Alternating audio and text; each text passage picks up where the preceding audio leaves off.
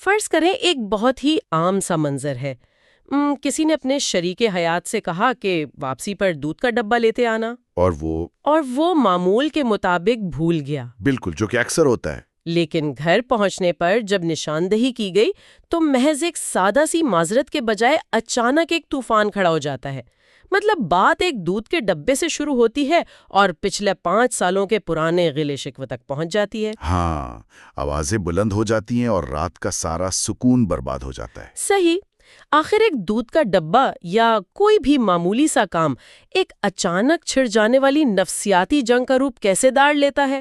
آج کی اس گہری گفتگو میں ہمارا مقصد دراصل اسی معمے کو حل کرنا ہے کہ آخر ہم انہی لوگوں کے ساتھ سب سے زیادہ کیوں الجھتے ہیں جن سے ہم سب سے زیادہ محبت کا دعویٰ کرتے ہیں۔ یہ بہت اہم سوال ہے۔ آج ہمارے سامنے محمد فاروق راشد صاحب کی ایک نہایت فکر انگیز تحریر ہے جس کا عنوان ہے مسکراہٹ اور سکون چھین لینا شیطانیت ہے۔ چلیں اس بات کی گہرائی میں چلتے ہیں کہ کس طرح ایک گھر جو بنیادی طور پر محبت اور تحفظ کا احساس دینے کے لیے بنا ہے، وہیں ہمارے اپنے رویوں کی تلخی اس سکون کو نگل لیتی ہے۔ بالکل، اور مصنف نے اس تلخی کو اور مسکراہٹ چھین لینے کے اس عمل کو باقاعدہ شیطانیت کی ایک صورت قرار دیا ہے۔ کیونکہ اگر گہرائی میں جا کر دیکھا جائے تو شیطان کا سب سے بڑا ہدف ہی انسانوں کے درمیان بدگمانی، نفرت اور فاصلے پیدا کرنا ہے۔ اور اس تحریر کی سب سے خاص بات پتہ ہے کیا ہے؟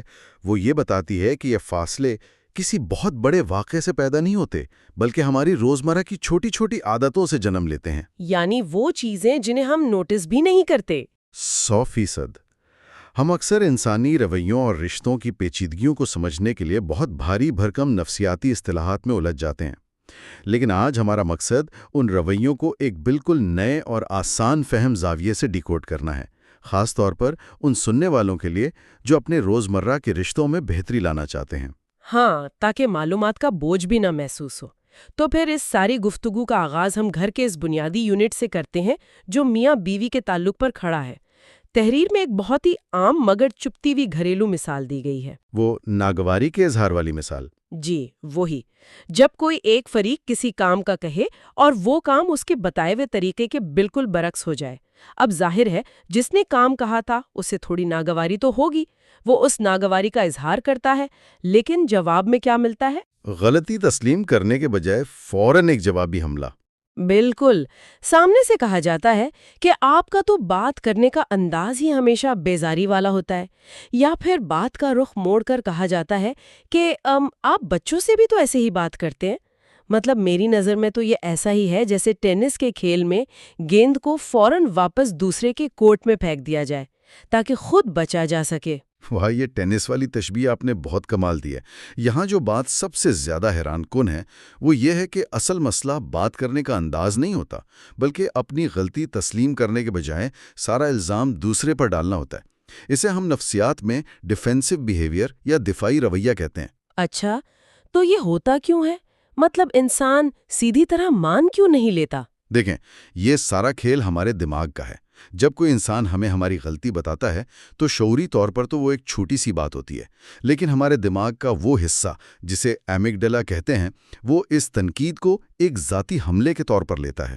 یعنی دماغ کو لگتا ہے کہ کوئی بہت بڑا خطرہ آ گیا ہے۔ بالکل، ایمگڈیلا اس بات میں فرق نہیں کر پاتا کہ آپ کے سامنے کوئی خونخوار شیر کھڑا ہے جو آپ کی جان لینا چاہتا ہے، یا آپ کا شریک حیات کھڑا ہے جو محض تولیہ غلط جگہ پر رکھنے کی نشاندہی کر رہا ہے۔ دماغ فوراً فائٹ اور فلائٹ یعنی لڑو یا بھاگ جاؤ کے موڈ میں چلا جاتا ہے۔ تو اس حالت میں انسان منطقی طور پر سوچ ہی نہیں سکتا۔ صحیح کہا آپ نے، منطق اور سوچنے سمجھنے والا حصہ کام کرنا چھوڑ دیتا ہے۔ انسان اپنی انا کے دفاع کے لیے سارا ملبہ فوراً دوسرے پر ڈال دیتا ہے۔ صحت مند تعلق ہمیشہ سچائی اور اصلاح پر قائم ہوتا ہے، لیکن یہ دفاعی رویہ مسئلے کو اتنا الجھا دیتا ہے کہ اصل بات کہیں پیچھے ہی رہ جاتی ہے۔ لیکن مجھے یہاں ایک الجھن ہو رہی ہے۔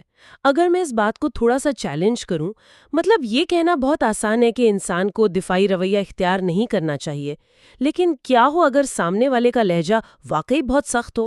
یہ ایک بہت اہم نقطہ اٹھایا آپ نے۔ ہاں، کیونکہ اگر کوئی مجھ پر طنز کر رہا ہے یا میری نیت پر شک کر رہا ہے تو میرا قدرتی حیاتیاتی رد عمل تو یہی ہوگا کہ میں اپنا دفاع کروں۔ کیا یہ ممکن بھی ہے کہ انسان اس قدرتی الارم کو خود سے بند کر دے اور بس خاموشی سے سب سن لے؟ دیکھیں، دفاعی رویے کو ختم کرنے کا مطلب یہ ہرگز نہیں ہے کہ انسان خود کو ایک بے جان دیوار سمجھ لے اور ہر طرح کی بدتمیزی کو برداشت کرے۔ نفسیات اس کا حل یہ بتاتی ہے کہ ہمیں پیغام کے مواد اور اس کی ترسیل، یعنی کانٹینٹ اور ڈیلیوری؟ بالکل، کانٹینٹ اور ڈیلیوری کے درمیان فرق کرنا سیکھنا ہوگا۔ اگر کسی نے سخت لہجے میں یہ کہا ہے کہ آپ نے کام غلط کیا ہے، تو دفاعی رویہ فوراً لہجے پر حملہ کرتا ہے تاکہ کام کی غلطی سے دھیان ہٹ جائے۔ اچھا، تو ہمیں پہلے اصل غلطی کو ماننا چاہیے؟ ہاں، صحت مند طریقہ یہ ہے کہ انسان ایک لمحے کا وقفہ لے، پہلے اس مواد کو تسلیم کرے جو سچ ہے، یعنی یہ مانے کہ ہاں، مجھ سے واقعی یہ کام غلط ہو گیا اور میں اس کے لیے معذرت خواہ ہوں۔ جب آپ اپنی غلطی مان لیتے ہیں تو آپ سامنے والے کے غصے کی اکڑ کو وہیں توڑ دیتے ہیں۔ میں سمجھ رہی ہوں۔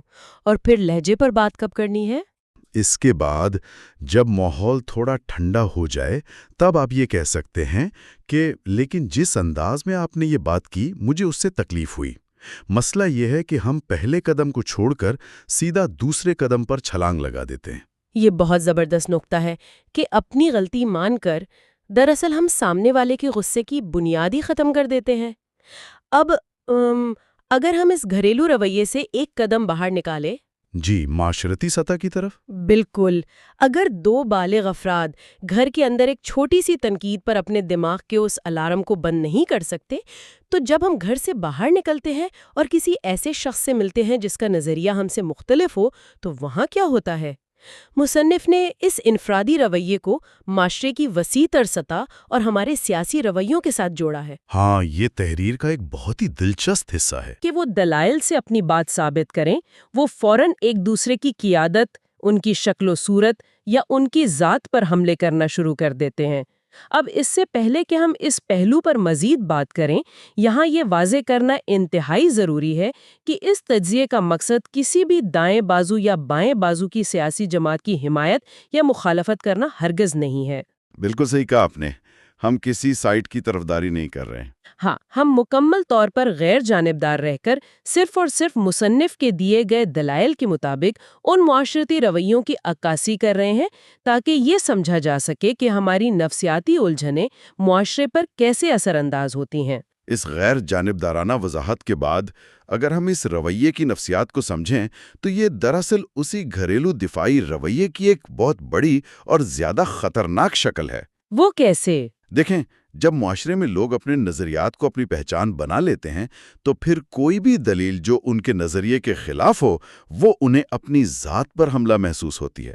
یعنی وہ امیگڈلا والا الارم پھر سے بجنے لگتا ہے۔ بالکل وہی میکینزم ہے۔ جب انسان کے پاس کسی بات کا منطقی جواب نہیں ہوتا اور وہ یہ تسلیم بھی نہیں کرنا چاہتا کہ وہ غلط ہو سکتا ہے تو وہ لاشعوری طور پر موضوع ہی تبدیل کر دیتا ہے۔ اس سے نفسیات میں جذباتی منتقلی یا ایموشنل ڈسپلیسمنٹ بھی کہا جا سکتا ہے۔ مطلب ہم اصل مدے پر بات کرنے کے بجائے مخالف کی ذات یا اس کے لیڈر کی برائیاں گنوانے لگتے ہیں۔ ہاں، تاکہ ہم اپنے اندر کی اس بے چینی کو چھپا سکیں جو لاجواب ہونے کی صورت میں پیدا ہوتی ہے۔ بحث کو اس طرح جذباتی تصادم میں بدلنا دراصل مکالمے کی روح کے خلاف ہے، اور یہی وہ مقام ہے جہاں ایک صحت مند معاشرے میں مکالمے کی موت واقع ہو جاتی ہے۔ یعنی بات پھر وہیں آ گئی کہ چونکہ میرے پاس دودھ نہ لانے کا کوئی معقول جواب نہیں ہے، اس لیے میں آپ کو یاد دلاؤں گی کہ آپ کی والدہ بھی تو ہمیشہ ایسی ہی تنقید کرتی تھیں۔ بالکل یہی بات ہے۔ اور معاشرے میں اپنی انا کی جنگیں لڑ رہے ہیں، تو اس سارے جذباتی بگاڑ کا اثر ان لوگوں پر کیا ہوتا ہے جو گھر میں سب سے زیادہ کمزور ہے؟ آپ کا اشارہ بچوں اور بزرگوں کی طرف ہے، صحیح؟ جی بالکل۔ مصنف نے یہاں والدین اور اولاد کے تعلق کا ذکر کیا ہے۔ انہوں نے قرآن مجید کی اس واضح ہدایت کا حوالہ دیا ہے جس میں والدین کو اف تک کہنے سے منع کیا گیا ہے۔ بے شک، والدین کی قربانیوں کے سامنے نرم لہجہ اپنانا تو اخلاق کا سب سے پہلا تقاضا ہے۔ لیکن یہاں آ کر بات واقعی بہت دلچسپ ہو جاتی ہے۔ میں اکثر لوگوں کو یہ سوچتے ہوئے سنتی ہوں، اور شاید ہمارے بہت سے سننے والوں کے ذہن میں بھی یہ سوال ہو کہ والدین تو اپنی جان لڑا دیتے ہیں، وہ فیسیں بھر رہے ہیں، اپنی نیندیں قربان کریں، پھر اچانک جب بچہ یہ کہتا ہے کہ آپ تو کبھی میری بات ہی نہیں سنتے، تو والدین کو یہ سراسر ناانصافی لگتی ہے۔ اور والدین کا یہ شکوہ بہت حد تک فطری بھی لگتا ہے۔ ہاں نا، آخر اتنی قربانیوں کے باوجود یہ خلا کہاں سے آ جاتا ہے؟ کیا بچوں کی ہر بات سننا اور ماننا والدین کے اختیار کو ختم نہیں کر دے گا؟ یہ شکوہ تقریباً ہر اس گھر میں پایا جاتا ہے جہاں نسلوں کا فاصلہ یا جنریشنل گیپ موجود ہے، اور اس کی اصل وجہ ایک بہت بڑی نفسیاتی غلط فہمی ہے۔ والدین اکثر یہ سمجھتے ہیں کہ مادی ضروریات پوری کرنا اور محبت کرنا ایک ہی چیز ہے۔ اچھا، یعنی فیس بھرنا اور سننا دو الگ چیزیں ہیں۔ بالکل، مصنف نے اسی مخصوص جملے کا ذکر کیا ہے جو بچے اکثر کہتے ہیں کہ آپ تو کبھی ہماری بات نہیں سنتے۔ جب ایک بچہ یہ کہتا ہے تو وہ دراصل یہ نہیں کہہ رہا ہوتا کہ آپ مجھے نیا فون نہیں لے کر دے رہے یا مجھے گھومنے نہیں لے جا رہے۔ وہ دراصل ایک جذباتی توثیق یا ایموشنل ویلیڈیشن مانگ رہا ہوتا ہے۔ ایموشنل ویلیڈیشن، اس کو تھوڑا مزید واضح کریں گے؟ ہاں دیکھیں، یہاں یہ سمجھنا بہت ضروری ہے کہ کسی کی بات سننے اور اسے ماننے میں زمین آسمان کا فرق ہے۔ ایک نفسیاتی اصول ہے کہ جب کوئی بچہ یا نوجوان اپنی کوئی پریشانی بتاتا ہے تو وہ فوراً اس کا حل نہیں مانگ رہا ہوتا۔ تو پھر وہ کیا مانگ رہا ہوتا ہے؟ وہ صرف یہ چاہتا ہے کہ کوئی اس کے احساس کو تسلیم کرے۔ جب والدین فوراً مشورہ دینے لگتے ہیں یا کہتے ہیں کہ یہ تو کوئی مسئلہ ہی نہیں، تم بلا وجہ پریشان ہو، تو وہ دراصل بچے کے جذبات کی نفی کر رہے ہوتے ہیں۔ ہاں، یعنی وہ لاشعوری طور پر یہ پیغام دے رہے ہیں کہ تمہارے جذبات غلط ہیں۔ بالکل، اور جب بچے کو بار بار یہ محسوس ہوتا ہے کہ اس کے احساسات کی کوئی اہمیت نہیں تو وہ بولنا چھوڑ دیتا ہے۔ یہ خاموشی ہی وہ دیوار ہے جو والدین اور اولاد کے درمیان کھڑی ہو جاتی ہے۔ اس کا حل یہ نہیں کہ والدین بچوں کی ہر بات مان لیں، بلکہ احساس دلانا ہے کہ ان کی بات سنی اور سمجھی جا رہی ہے۔ یہی چیز قربت پیدا کرتی ہے۔ واہ، کیا کمال کا نکتہ ہے!